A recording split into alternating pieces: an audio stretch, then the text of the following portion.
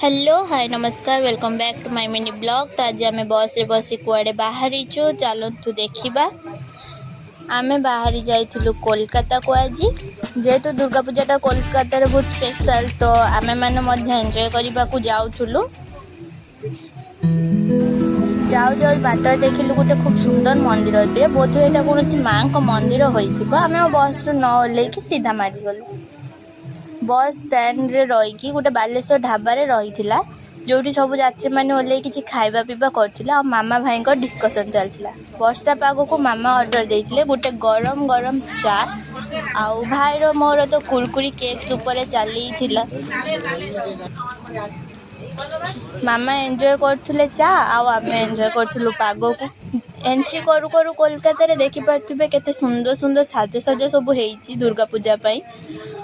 यार भल भल ब्लॉग्स आउरी आगु को आसीबा को चाहूची आपण माने मो चैनल कंटिन्यू करंतु एवं सब्सक्राइब करंतु जेहेतु या पर भल भल ब्लॉग सब आसीबो दुर्गा पूजा स्पेशल।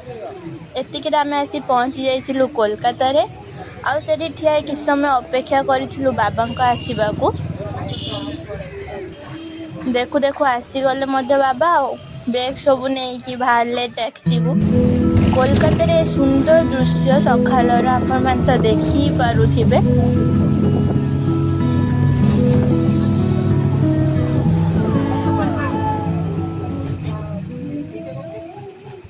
आउ स्पेशल कोलकातार हावड़ा ब्रिज जोटार फुल वीडियो मो पाखरे नाई जेहेतु आम ब्रिज ऊपर देकी जाउथुलु। पड़ारे एंट्री करू करू एते सुंदर लाइटिंग हेइची आउ बहुत सुंदर पैंडल मध्य हेइची सेठी। दुर्गा पूजा रे तो सबु आड़े कोलकाता रे पैंडल पूजा साज सजा आपण माने देखिबा को चाहुथिले मो ब्लॉग्स कंटिन्यू करंतु एवं मो चैनल को सब्सक्राइब करके लाइक बटन निहाती प्रेस करंतु। रहिली जय जगन्नाथ।